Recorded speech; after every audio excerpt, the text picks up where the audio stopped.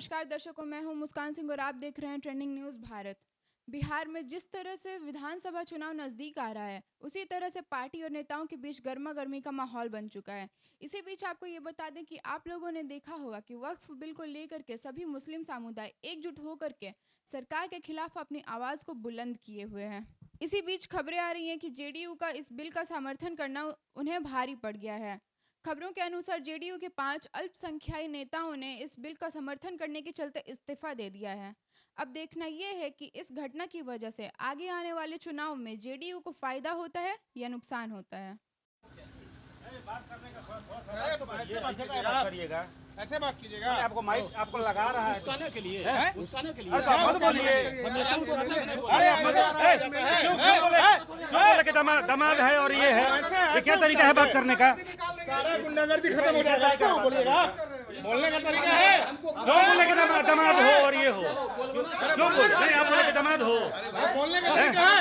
आप बोले कि दामाद हो मेरे ये हो, विधायक हो तरीका से बात करिए। फिर वही बात, फिर वही बात। बोलने का तरीका है। वो जिला का पत्रकार मत समझना, वैसा मत समझिएगा। जाओगे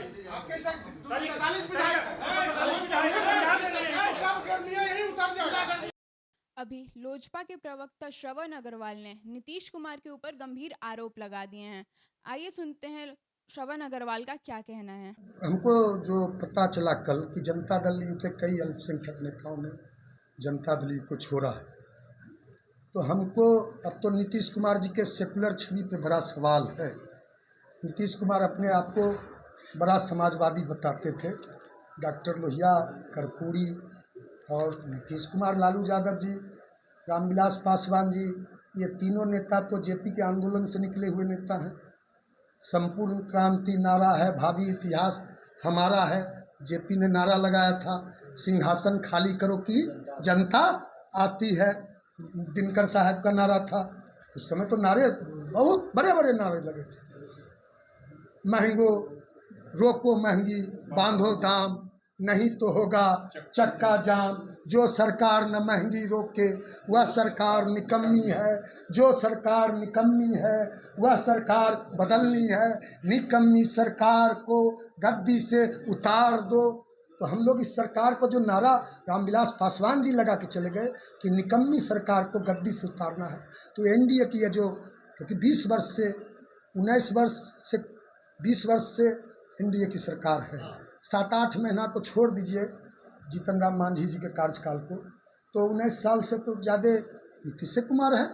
तो इस सरकार को हमको बदलना है।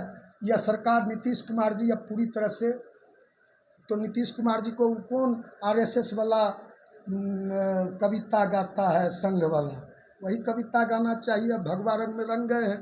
अब तो अब आए थे अमित शाह, भी आए थे, कहाँ कहे, नरेंद्र मोदी जी भी आए थे भागलपुर, अमित शाह भी आए थे गोपालगंज पटना, अभी आए थे 2-4 दिन पहले, कहे कि नीतीश कुमार जी के नेतृत्व में लड़ेंगे। और लोग जब पूछे, पत्रकार साथी जब पूछे कि मुख्यमंत्री का चेहरा कौन होगा, तो टाल देते हैं, कहते हैं संसदीय बोर्ड में फैसला होगा, कहते हैं हमारे पार्लियामेंट्री बोर्ड में फैसला होगा। तो भारतीय जनता पार्टी ने तो कहा है कि हम अपना मुख्यमंत्री बनाना चाहते हैं। अटल जी का सपना उसी दिन साकार होगा जिस दिन हम इस बार भाजपा का मुख्यमंत्री बनाएंगे। तो और जनता दल यू में भी 2 गुट है, 2 भाग है, 2 विचारधारा है जनता दल यू में। एक अन्य मार्ग में, एक धारा है जो दिल्ली में है, एक धारा है जो पटना में, एक अन्य मार्ग में है। एक धारा भाजपा के साथ है, एक धारा भाजपा के खिलाफ है। अब तो नीतीश कुमार जी को फैसला लेना है, उसके उनके पार्टी का केंद्रीय मंत्री। तो आपने सुना कि नीतीश कुमार को लेकर के उन्होंने कितना बड़ा बयान दिया है कि नीतीश कुमार, चिराग पासवान और भाजपा तीनों मिलकर के बिहार को बर्बाद करने में लगे हैं।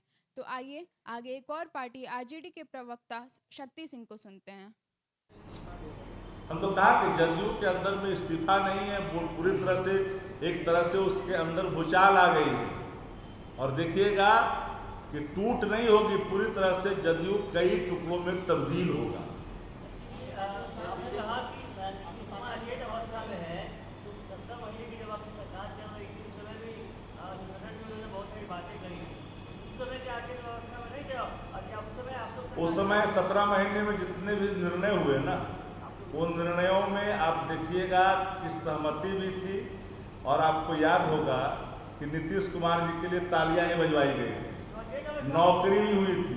अब तो नीतीश कुमार जी अचेत ऐसे हो गए हैं कि इस कदर अचेत हो गए हैं कि आप देखा नहीं, फोटो खिंचाने वक्त दिख रहा है, कोई मंत्री हाथ पटक रहा है उनको, कोई उप मुख्यमंत्री हाथ पटक रहा है उन पर, कोई वो सटा रहा है, कोई वो डांट रहा है। अब कहाँ बचे नीतीश कुमार जी? वंश अपने टाइम देरवाज नीतीश कुमार, अब नीतीश कुमार का आपके साथ ये तो अंदर बाहर की बात कर रहे थे, आपके साथ बीजेपी के गुलाम गौस ने बड़ा बयान दिया है अभी 5 मिनट पहले। उन्होंने कहा है कि मुसलमानों को निशाना बनाया जा रहा है और राष्ट्रपति से अपील की है कि वक्फ बिल को वापस कर दिया जाए। देखिए, वक्फ बिल भले ही संख्या बल के आधार पर इसको पारित कर लिया गया है दोनों सदनों में, पर ये रद्द होगा। राष्ट्रीय जनता दल को जिन लीगल प्लेटफार्मों पर जाना होगा वहाँ भी जाएगी, इंटरवेनर बनना होगा वहाँ भी बनेगी।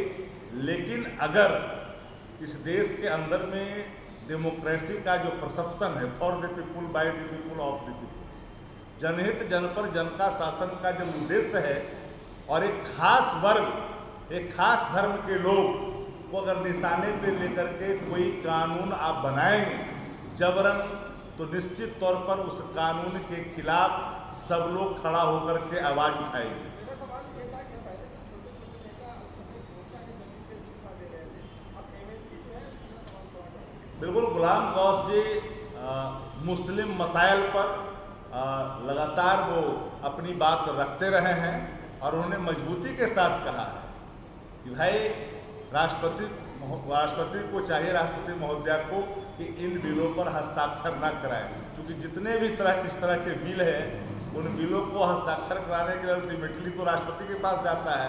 तो यह अंतिम जो आशा की किरण है उनसे उन्होंने गुहार लगाई है, और हम तो कहा कि बिल बना है, बिल पास हुआ है तो बिल रद्द भी होगा।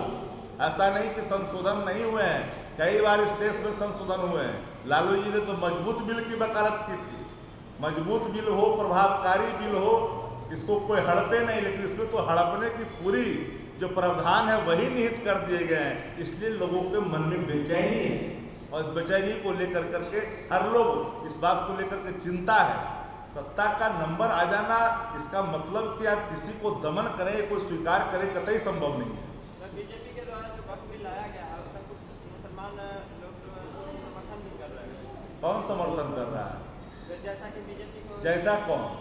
बीजेपी दिखा तो रही है। बीजेपी कौन किसको दिखा रहा है? जिस देश का एक एक मुसलमान और एक एक हिंदू जिसको धर्मनिरपेक्षता में, भाईचारा में, संविधान में, कानून में आस्था है, हर लोग बलात् पास किए गए बिल के खिलाफ है। तब ना जेपीसी के अंदर जब विपक्ष के लोगों ने अपनी अमेंडमेंट को दिया, अपने सुझाव को दिया, नहीं माना गया। तो आपने देखा कि किस तरह से शक्ति सिंह ने जेडीयू पर गंभीर आरोप लगाते हुए कहा कि जेडीयू आगे जाकर के टुकड़ों में बिखर जाएगा। इसी तरह खबरें जानने के लिए बने रहें हमारे साथ। मैं मुस्कान सिंह।